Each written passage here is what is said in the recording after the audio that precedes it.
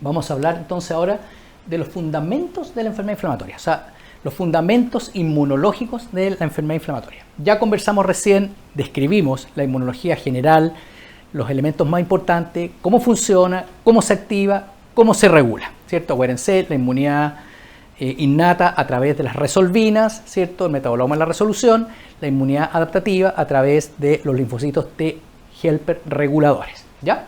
Ahora vamos a ver, ¿cierto?, por qué razón de repente se nos hace crónica, ¿cierto? Ya hablamos de las condiciones o los estados proinflamatorios y vamos a partir hablando del primero, que es la condición proinflamatoria.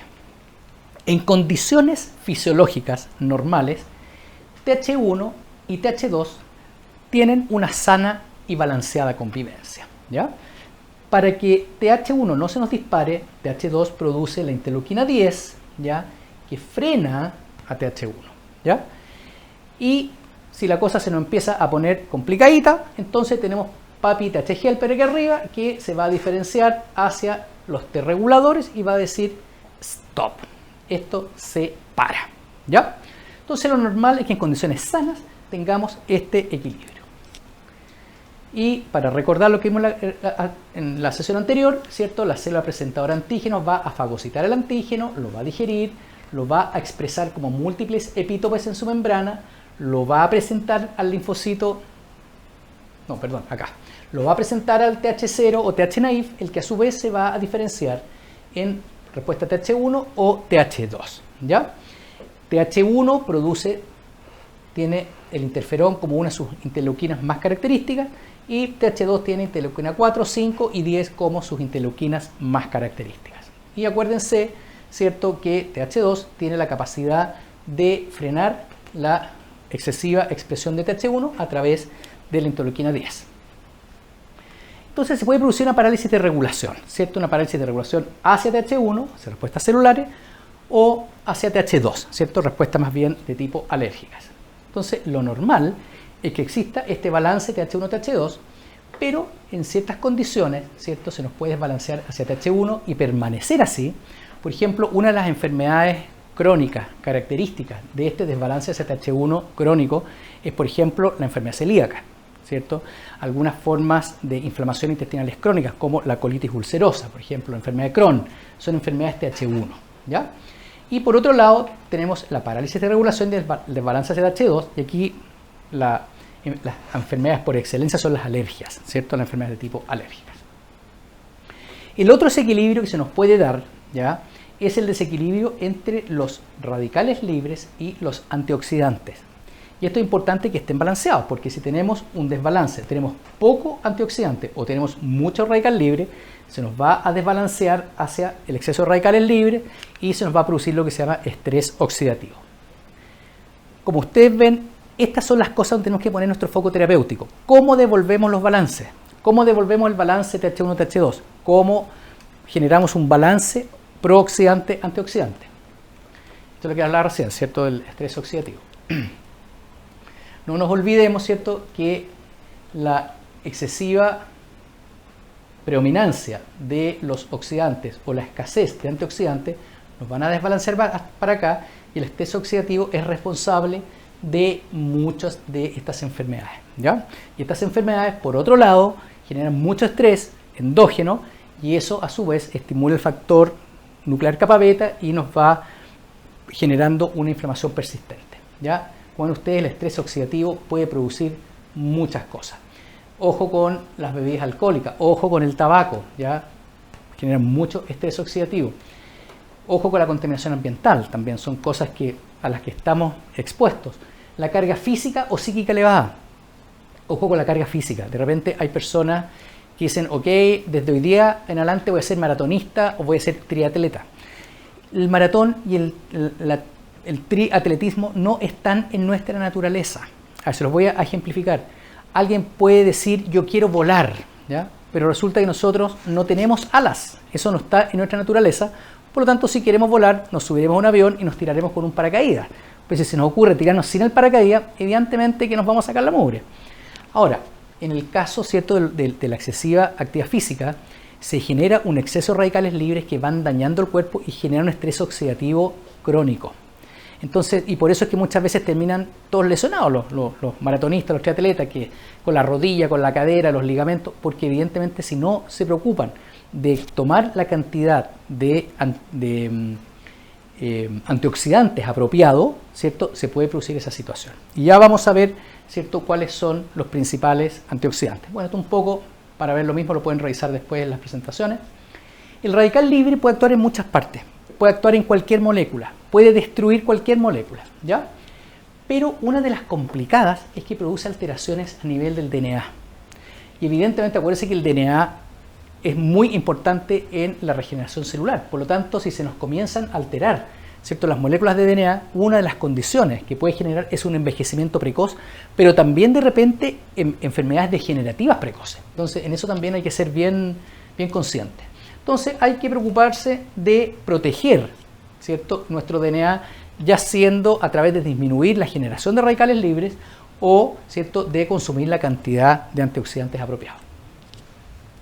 ¿Qué es un antioxidante y qué es un radical libre? El radical libre es un electrón que queda guacho, ¿ya? O sea que no tiene su capa estabilizada, porque en esta capa del átomo tendríamos que tener, ¿cierto?, 2, 4, 6, 8 electrones y tenemos 7, por lo tanto este queda desacoplado, no queda pareado, y al no estar pareado va a buscar algo como parearse, ¿ya? Es una reacción química muy potente y puede hacerlo con una, por ejemplo, una proteína, ¿cierto?, tisular, o con proteínas funcionales, y por lo tanto puede producir alteraciones.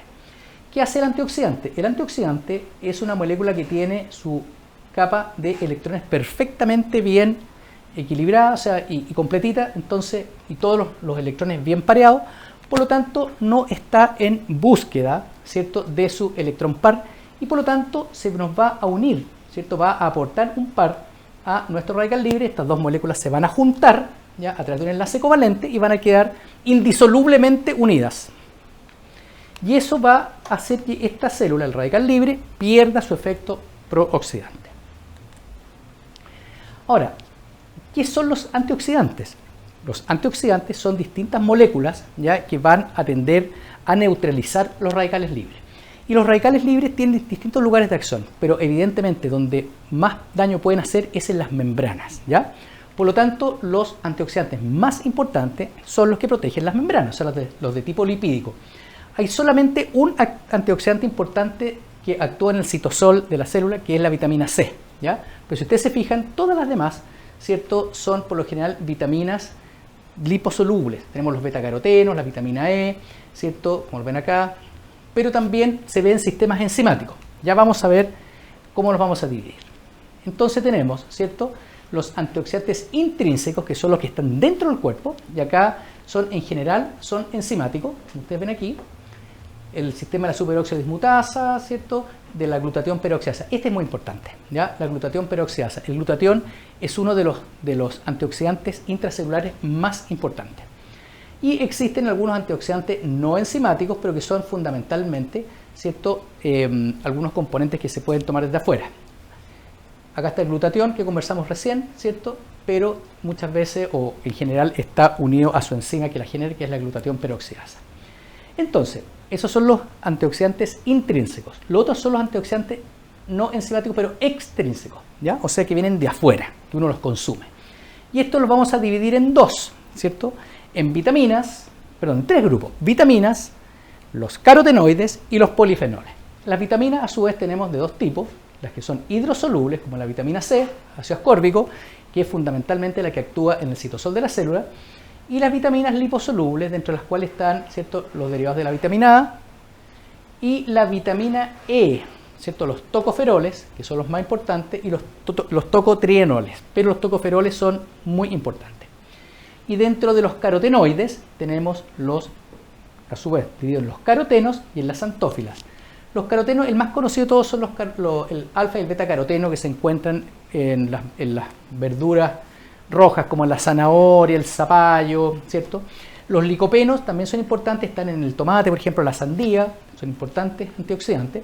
Y lo otro son las xantófilas, hay algunos que se los agregan, por ejemplo, la leche, la luteína, ¿cierto? Son también muy útiles.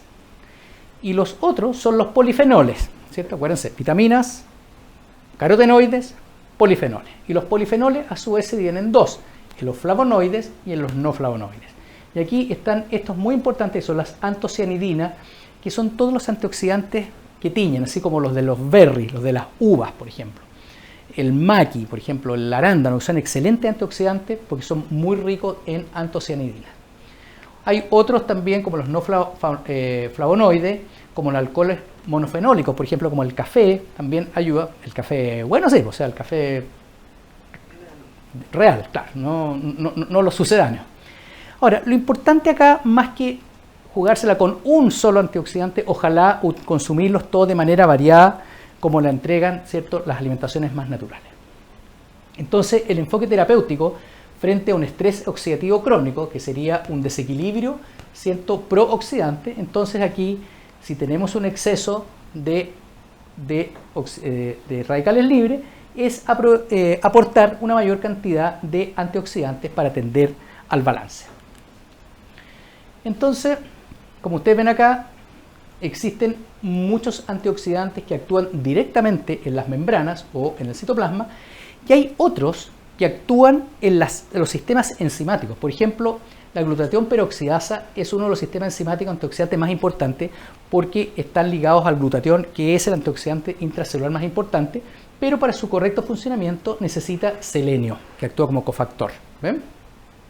Lo mismo la superóxido dismutasa, que es otro sistema enzimático muy importante, pero necesita zinc, cobre, manganeso, que son también cofactores que hay que aportarlos porque el cuerpo no los produce, o sea, son exógenos. Entonces también para que los sistemas enzimáticos, que son muy eficientes, funcionen bien, hay que aportar los cofactores que se requieren. El otro desbalance, ¿cierto? Porque ese es el desbalance del estrés oxidativo, o sea, prooxidante, antioxidante. El otro desbalance que hablamos, ¿cierto?, es el desbalance que se puede dar en la inmunidad innata, que puede estar en un estado proinflamatorio por un desbalance entre omega 6 y omega 3, ¿ya? O sea que estén muy desbalanceados. En general, lo fisiológico y lo recomendable es esto: para que el sistema inflamatorio, la inmunidad, el ciclo inflamatorio funcione bien, la proporción omega 6, omega 3 debiera ser de 4:1. En la dieta occidental actual que nosotros consumimos, la proporción de ácido omega 6, omega 3 es de 25:1. O sea, como ustedes se dan cuenta, estamos en un estado proinflamatorio crónico. Esto es para que se hagan una idea. Por ejemplo, estos son trabajos muy interesantes en la depresión bipolar, ¿ya?, y en la depresión postparto, tratado con dosis alta de omega 3. Acá, ¿cierto?, en la abscisa tenemos los ácidos omega 3, el porcentaje de energía. Entre más aumenta el aporte de ácido omega 3, ¿cierto?, más disminuye la prevalencia de las depresiones severas. Lo mismo en la depresión postparto. Entre más aumenta el aporte de omega 3, más disminuye, ¿cierto?, la incidencia. Por lo tanto, ¿y por qué tendría que ver con la depresión? Porque como hemos visto, ¿cierto?, el sistema nervioso central también es parte del sistema MALT. Por lo tanto, un maltitis, una inflamación del MALT, que está completamente inflamada, puede afectar el sistema nervioso central y producir ese tipo de problemas. Esto para que se hagan una idea del consumo de omega 3 a nivel mundial. O sea, la recomendación, ¿cierto?, es 1,2 gramos por día. Este es un trabajo del doctor Valenzuela de hace ya alrededor de 15 años, pero muy, muy vigente todavía hoy día. Y si ustedes se fijan, solamente los países asiáticos están en la recomendación. Todos los demás, Europa, ¿cierto?, América del Norte, América del Sur. Miren Chile, estamos aquí alrededor de 0,4, 0,5 gramos por día, cuando la recomendación es 1,2, 1,3. O sea, estamos muy por debajo.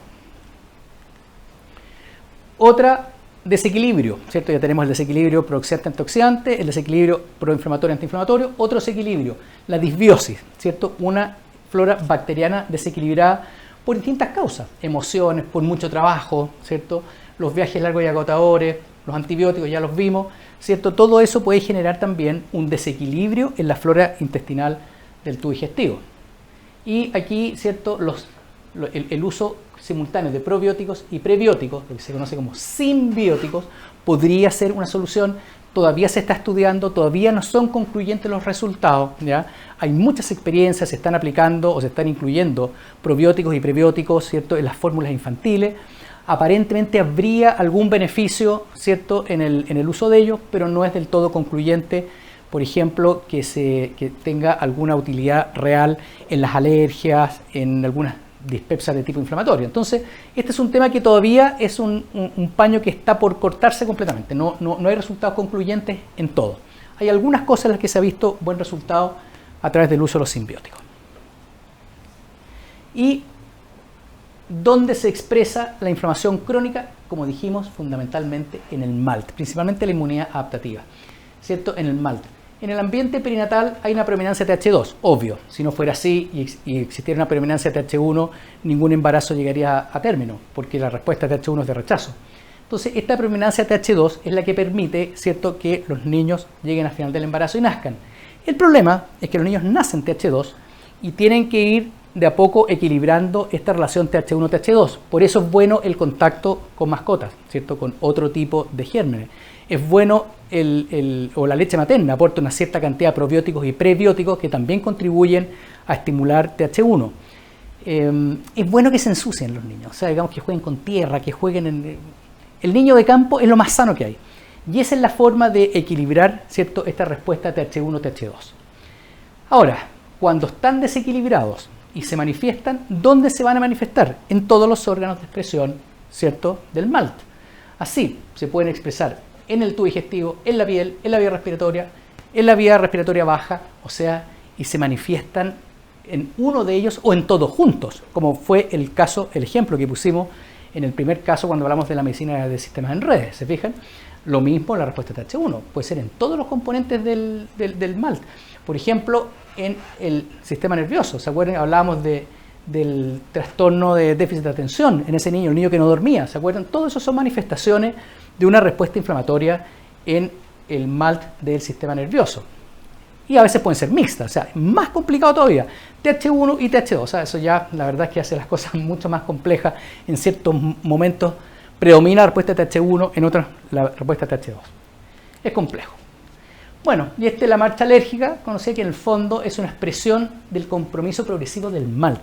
Si ustedes se imaginan una pirámide, ya como lo va a mostrar mañana el doctor Escobar, y de esa pirámide, toda la base, hasta prácticamente más arriba, o 3/4 de la pirámide, es GALT, o sea, un 92% del MALT es GALT. Ustedes se van a dar cuenta por qué en general las alergias crónicas empiezan, la gran mayoría, en el tubo digestivo. Y desde ahí se va reclutando el resto del MALT para ir involucrando los distintos componentes en la medida que va pasando el tiempo. Bien, entonces para terminar, les pido que mantengan o se queden con estos conceptos básicos porque los vamos a ir repitiendo durante el transcurso de este curso, ¿ya? Y lo vamos a ir aplicando en las distintas estrategias terapéuticas que vayamos conociendo. Bueno, ahora va a quedar con ustedes nuestra nutricionista Colomba Boto. Ella es nutricionista integrativa, por lo tanto tiene un enfoque un poquito distinto al resto de la nutricionista. Ella va a hablar de una nutrición terapéutica, ¿ya? De una nutrición que promueve recuperar todos estos equilibrios, restaurar todos estos equilibrios que hemos conversado y que en los niños que queremos ayudar, muchos de ellos están absolutamente desequilibrados.